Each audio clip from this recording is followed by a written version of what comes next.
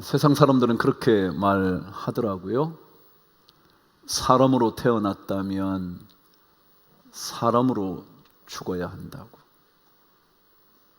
사람으로 태어난 사람이 짐승처럼 살다가 짐승처럼 죽음에 이르면 안 된다고. 그렇지 않나요? 사람으로 태어났다면 사람답게 살다 가야죠. 사람이 짐승처럼 그렇게 살아가다 마지막을 맞이해서는 안 되잖아요. 다시 한번 그리스도인들에게 적용해 볼까요? 예수 그리스도로 말미암아 거듭 태어난 생명을 가진 그리스도인들이 그리스도인답게 살다가 그리스도인답게 죽음에 이르러야 하는 것 아닐까요? 예수 사람답게 살다가 가는 거잖아요. 예수 사람이 세상 사람처럼 마지막 맞이하면 안 되잖아요. 예수의 새 생명을 얻었다면 그 새 생명 얻은 사람처럼 살다 우리 마지막 그 나라에 이르러야 하는 것 아닐까요? 사도 바울은 로마서 12장부터 끊임없이 예수의 생명을 가진 자들이 어떻게 살아야 하나, 하나님께서 받으실 만한 거룩한 산 제물이 된다는 것은 어떤 삶입니까? 하나님께서 받으실 만한 예배자가 된다는 것은 어떤 인생일까? 계속해서 강조하며 말씀하기 시작합니다. 우리는 14장에 드디어 도달해 한 가지 주제를 시작했습니다. 그것은 바로 비판하지 말라는 것이었습니다. 근데 참 놀랍게도 사도 바울은 이 비판하지 말라는 주제를 이렇게 길게 설명하는 이유가 뭘까요? 14장 1절에 비판하지 말라고 말씀한 그가 아직까지 13절까지 14절까지 15절까지 이렇게 지속적으로 비판하지 말라고 하는 이유가 뭘까요? 왜 이렇게 길게 강조하는 걸까요? 여러분, 오늘 13절 앞부분은 중요한 한 단어를 기록하고 있습니다. 저와 함께 앞부분을 읽겠습니다. 시작. 그런즉 우리가 다시는 서로 비판하지 말고 그랬습니다. 비판하지 말라는 얘기를 계속하다가 사도 바울이 13절에 오더니 다시는 하지 말라고. 다시는. 이 헬라어 단어는요, 강세형 부사이라 합니다. 다시는 그렇게 하지 말라고. Not anymore. 더 이상 그렇게 해서는 안 된다는 거죠. 왜 이렇게 강조하는 것일까요? 오늘 저는 여러분과 함께 왜 사도 바울이 이 비판이라는 한 단어를 가지고 이렇게 강조하는지 그 이유를 한번 확인해 보려고 하는 겁니다. 저와 함께 13절 다시 한번 읽으면서 저와 함께 묵상해 보시죠. 시작. 그런즉 우리가 다시는 서로 비판하지 말고 도리어 부딪힐 것이나 거칠 것을 형제 앞에 두지 아니하도록 주의하라. 제가 여러분에게 13절을 다시 읽어드릴 텐데 한 단어를 제가 강조해서 읽을 겁니다. 뭔지 한번 들어보시죠. 그런즉 우리가 다시는 서로 비판하지 말고 도리어 부딪힐 것이나 거칠 것을 형제 앞에 두지 아니하도록 주의하라. 어떤 단어에 제가 강세를 했나요? 서로입니다. 그럼 왜 우리가 비판하지 말아야 되느냐 하면 그 이유가 첫 번째 서로라는 단어에 있습니다. 왜냐고요? 자, 어떤 사람이 누군가를 비판을 합니다. 비판을 하기 시작하면 비판을 받는 사람은 갑자기 할 말이 없습니다. 뭐라 말해야 할지 모릅니다. 그런데요, 자꾸 비판을 듣다 보면 비판받는 사람의 마음속에 무슨 마음이 드는 줄 아세요? 나만 그래? 너는? 나만 그런 거야? 당신은? 이런 말 하면서 이제껏 비판을 받고 있던 사람도 그 상대방을 비판하기 시작합니다. 서로입니다. 이런 비판은요, 영향력이 강합니다. 비판을 받고 있던 사람들이 마침내 나도 당신에게 비판할 게 있어, 내가 할 말이 없어서 이제껏 입 다물고 있는 줄 알아? 아니야, 당신도 비판받을 게 많아. 그래서 그때부터 계속 서로가 비판을 하는 겁니다. 갈라디아서 5장 15절은 이렇게 기록되어 있습니다. 시작. 만일 서로 물고 먹으면 피차 멸망할까 조심해라. 뭐라고요? 서로 물고 뜯기 시작하면 피차 멸망한다. 이게 비판의 위험입니다. 비판하면요, 비판받는 사람이 다 잘못한 것 같지만 조금 지나면 비판받던 사람이 비판하는 사람을 향하여 비판하기 시작합니다. 서로 비판하는 겁니다. 서로 물고 뜯기 시작하면 다 망해버린다는 거예요. 주님도 그러시지 않으셨나요? 비판받지 아니하려거든 비판하지 말라. 너희의 헤아리는 그 헤아림으로 도로 헤아림을 받을 거다. 그런 거예요. 비판은 그런 거거든요. 더더욱이 여러분에게 제가 이 비판의 이야기를 처음 시작하면서 했던 말씀 기억하실는지 모르겠네요. 비판은 비판으로 끝나지 않아요. 조금만 지나면 비난하기 시작해요. 비난으로 끝나지 않아요. 비난이 깊어지면 저주하기 시작한다고요. 그게 비판의 뜻이라고 말씀드렸잖아요. 그래요. 우리는 비판하면서 점점 더 수위가 높아지면 비난하기 시작합니다. 그러다가 너 같은 존재는 필요 없는 거야, 저주하는 겁니다. 그래서 이 비판은 우리 모두를 멸망하게 만드는 것입니다. 오늘 성경 15절은 주님은 우리 모두를 멸망하게 되기를 원하시지 않습니다. 저와 함께 15절 뒷부분을 한번 읽어보시죠. 시작. 15절 뒷부분이요. 시작. 그리스도께서 대신하여 죽으신 형제를 내 음식으로 망하게 하지 마라. 주님은 그를 살리신 겁니다. 주님은 구원의 복음으로 우리를 생명으로 인도해 주신 겁니다. 하나님이 세상을 이처럼 사랑하사 독생자를 주셨으니 이는 그를 믿는 자마다 멸망하지 아니하고 뭐요? 영생을 얻게 하려 하심이라.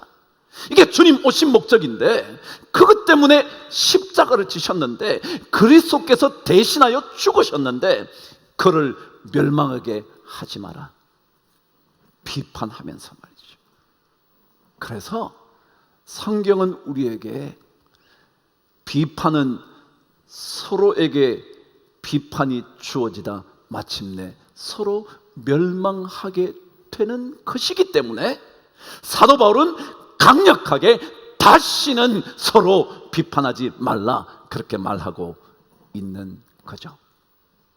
그런데 오늘 성경은 두 번째 중요한 이유, 비판하지 말아야 할 이유를 설명합니다. 다시 한번 저와 함께 13절을 읽어 가겠습니다. 시작. 그런즉 우리가 다시는 서로 비판하지 말고 도리어 부딪힐 것이나 거칠 것을 형제 앞에 두지 아니하도록 주의하라. 여러분, 비판은요 어떤 특징이 있느냐 하면 다 남을 향해 시선을 돌리는 겁니다. 왜요? 비판하려니까 뭐요? 남을 봐야 되잖아. 너 그렇게 하는 거 틀렸어. 너의 말투가 잘못된 거야. 너의 행동이 잘못된 거야. 계속 남을 쳐다봅니다. 이게 비판입니다. 그런데 성경은요, 우리에게 비판하지 말고 주의하라 그랬습니다. 여러분, 주의라는 낱말은 어떤 뜻이냐면 사전의 의미를 가져오면 그대로 이렇습니다. 마음에 새겨두고 조심하다라는 뜻입니다. 이거는 누구에게 하는 걸까요? 자기에게. 마음에 새기고 내가 조심하는 것을 주의하는 것이라 그럽니다. 왜 비판하지 말아야 되냐고요? 비판은요, 남을 향한 것이거든요. 하나님의 말씀은 전부 다 나를 위한 거거든요. 나에게 하시는 말씀이거든요. 이 말씀은 누군가가 들어야 되는 메시지가 아니라 내가 들어야 되는 말씀이거든요. 그래서 오늘 성경은 비판하지 말고 주의해라, 너 자신에게 그 말씀을 적용해라, 그렇게 설명하는 겁니다. 하나님께서 기뻐하시는 영적인 제사는요, 비판하는 것이 아니라, 상대방을 향하는 것이 아니라, 영적인 제사는 나를 들여다보는 겁니다. 내가 어떤 사람으로 하나님 앞에 서게 될든지, 언제인가 우리 모두는 하나님의 심판대 앞에 서서 하나님 앞에 직고해야 되는데, 어느 누구에게도 말하지 못했던 그 사실을 하나님께만 말해야 되는데, 그것은 나만의 문제거든요. 비판은 끊임없이 남을 보는 겁니다. 당신이 그런 거야. 그게 비판입니다. 그러나 성경은 비판이 아니라 주의해야 한다 말합니다. 나를 들여다보는 거죠. 요즘 손흥민 씨 아버님 얘기를 제가 자꾸 하게 됩니다. 책 한 권 샀으니 본전은 뽑아야죠. 손웅정이라는 그분의 이야기, 그 책에 기록되어 있었습니다. 그분도 아시는 것처럼 축구 선수였습니다. 그리 탁월한 선수는 아니었지만 축구 선수 생활을 하면서 인생을 살아온 사람이었습니다. 근데 그는 선수 시절에 합숙을 하게 되었을 때 좀 특별한 인물이었다 합니다. 이유는 모든 단체 훈련을 마치고 나면 이 손웅정 씨는 늘 자기만의 개인 훈련 시간을 따로 가졌다는 겁니다. 더더욱이 한겨울 모든 훈련이 마치고 식사를 마치고 모두가 휴식 시간에 그는 또다시 자기 개인 훈련을 위해 밤에 나간다는 겁니다. 나갔다가 훈련을 마치고 들어오면 모든 선수들이 아래목 쪽에 드러누워 TV를 보고 있다가 자신이 들어온 것을 보면서 별나네 정말, 그랬다는 거죠. 그렇지 않겠어요? 자기들은 훈련에 지쳐서 TV를 보고 쉬고 있는데 또 나가가지고 자기 혼자 개인 훈련을 한다고 하다가 들어오니까 말이죠. 근데 그의 이야기였습니다. 저는 왕따가 두려웠던 게 아닙니다. 제가 혹여나 게으름이나 타성에 젖을까, 제 안에 긴장감이 느슨해질까, 매 순간 저에게 더욱 집중했습니다. 뭐라고요? 남에 대한 얘기가 아니에요. 내 자신을 들여다보면서 게으름이나 타성에 젖어 살지는 않을까, 그리고 나 스스로 내 자신의 삶이 긴장의 끈을 놓쳐버려 느슨해져서 아무 소리도 못 내는 존재가 되지는 않을까, 내 자신에게 집중했다. 나는 그런 인생 살았다. 이게 주의한다라는 말입니다. 예수 그리스도를 믿는 사람의 인생은요, 영적 예배자의 인생은요, 비판하는 인생이 아니라 주의하는 인생입니다. 자신을 들여다보는 겁니다. 왜냐하면 자신을 들여다보고 나면 남을 비판할 수 있는 건덕지가 하나도 없다는 사실을 알게 되기 때문에 그렇습니다. 14세기 문해 문예부흥의 시대, 르네상스의 시대를 연 대표적인 인물 중에 한 분이 단테라는 인물입니다. 그가 신곡이라는 책을 썼죠. 그 책이 얼마나 탁월한 책인지 괴테는 그 책을 읽고 난 다음 사람의 손으로 만든 작품 중 최고의 걸작이라고 말할 정도였습니다. 근데 그 단테가 신곡에서 그와 함께 베르길리오스라는 사람과 함께 연옥으로 갑니다. 베르길리오스는 로마의 시인인데 단테가 가장 존경했던 인물이었다 합니다. 이야기 속에 나오는 거지만 자기 자신이 직접 등장을 하잖아요. 단테가 드디어 연옥에 갔는데 갔더니 계단이 3개가 있더라는 겁니다. 그 첫 번째 계단은 투명한 계단이었는데 그 계단에 올라보니 자신의 모든 모습이 비춰지더라는 겁니다. 내가 어떤 인생을 살아왔는지 다 비춰지는 겁니다. 어쩔 줄 몰라 하는데 두 번째 계단을 올랐더니 검은 계단인데 그 검은 계단에 좌우에 균열이 다 가 있는 겁니다. 죄악으로 인하여 내 삶이 깨어진 모습이 다 보이는 겁니다. 그걸 보고 단테가 외쳤던 말이 바로 그 유명한 이 말이었습니다. 메아 꿀빠 메아 꿀빠 메아 막시마 꿀빠 그랬습니다. 메아는 나의이라는 뜻입니다. 혹시 S대학을 다니신 분은 아실 텐데요. 메아 나의 꿀빠는 죄, 허물, 잘못. 메아 꿀빠 나의 잘못. 메아 꿀빠 나의 잘못. 메아 막시마 꿀빠 막시마요 맥시멈이요 나의 큰 죄악. 들어보신 적 없나요? 카톨릭에서 뭐라 그래요?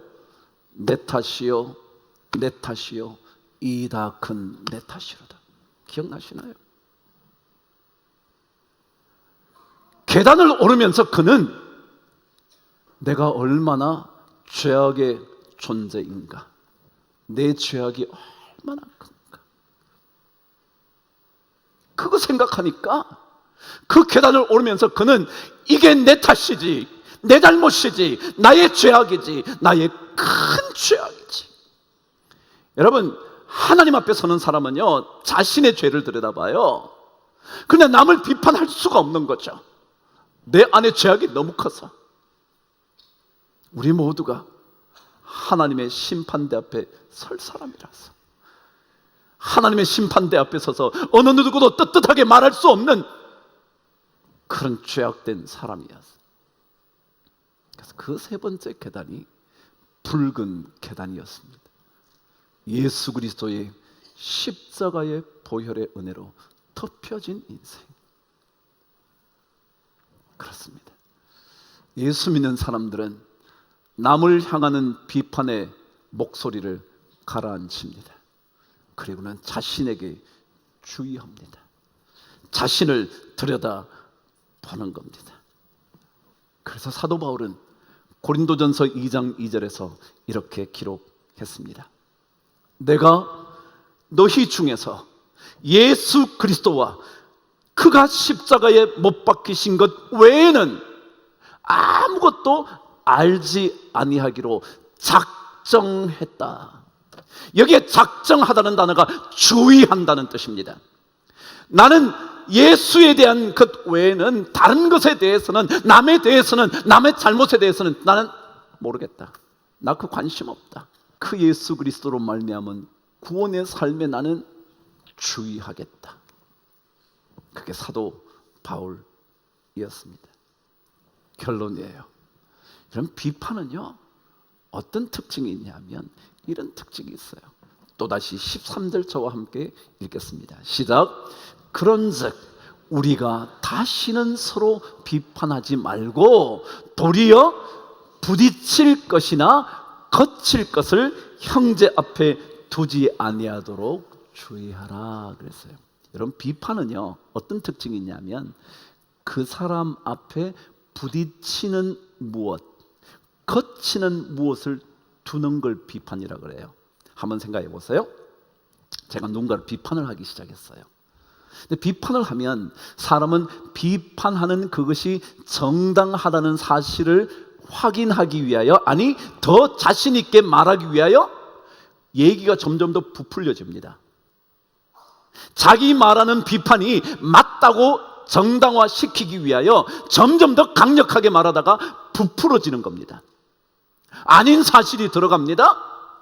그리고 점점 더 과장되게 거기에 집어넣습니다. 그래서 걸리지 않으면 안 되게 만드는 겁니다. 너 그랬잖아. 그래서 결국 잘못했잖아. 이것 봐 라고 말하는 겁니다. 그래서 오늘 성경은 비판하기 시작하면 부딪히는 것이나 거치는 것을 자꾸 앞에 놓는 겁니다. 그게 비판이거든요. 여러분, 악한 사람들은요 언제나 사람에게 올무를 놓는다 그럽니다. 시편 119편 110절에 말하면 이렇게 기록되어 있습니다. 악인들이 나를 해하려고 뭘 놓았대요? 올무를 놓네. 악인들은 그렇다는 거예요. 근데 이 올무라는 단어가 오늘 성경에 거칠 것이라는 단어가 올무라는 단어입니다. 똑같은 단어입니다. 거칠 게 뭐냐면 올무라는 거예요. 올무가 뭐예요? 겉으로 보기에는 몰라요. 멀쩡한 것 같아요. 걸어가도 빠지지 않을 것 같아요. 그런데 걸어가면 그냥 떨어지는 겁니다. 그게 올무입니다. 함정이죠. 악인들은요 계속 올무를 놓습니다. 비판하면서요 아닌 이야기까지 덧붙이는 겁니다. 처음에는 조금 맞는 얘기를 합니다. 그리고는 그것을 점점 더 강화하기 위하여 아닌 얘기까지 접어들어갑니다. 그러니까 처음 들을 때 맞았다고 생각했던 사람들은 점점 더 그 이야기에 빠져들 수밖에 없습니다. 그게 비판입니다. 그래서 사도 바울은 거치는 것, 부딪히는 것, 걸려 넘어지도록 만드는 것, 그것 비판이니까 하지 말라고, 두지 않도록, 비판하지 않도록 주의하라. 그렇습니다. 그래요, 우리는요 전부 다 예수 그리스도의 구원의 은혜를 입은 사람입니다. 그래서 우리는 늘 우리 자신의 삶을 투명한 계단에서, 그리고 검은 계단에서 우리를 들여다보는 겁니다. 들여다보고 난 다음에 나의 죄가 크지만 그리스도의 십자가의 구원의 보혈이 있지. 그래서 내가 남을 향하여 눈을 돌리다가 그 눈을 내게로 가져오는, 주의하는 인생 되는 거죠. 오늘 제가 설교 제목을 주의할 것이 있습니다 그랬죠. 왜냐하면 우리는 남을 향하여 시선을 돌리는 인생 아니고요, 나를 향하여 살펴 들여다보는, 주의하는 인생이어야 되거든요. 영적 예배자는 그런 인생 사는 거거든요. 다시 처음 얘기로 돌아갈까요?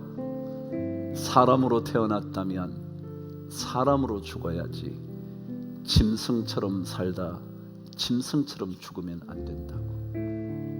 그리스도인으로 거듭 태어났다면 그리스도인답게 살다가 예수의 사람으로 죽어야지. 이것이 바로 우리가 주의해야 할 것 아닐까. 그럼 한 주간 여러분과 제 앞에 또다시 세상이 펼쳐집니다. 세상 속에서 비판의 날카로운 칼날을 들이대기보다 나를 들여다보는 주의하는 인생, 그리스도인답게 살아내시기를 주의 이름으로 축복합니다.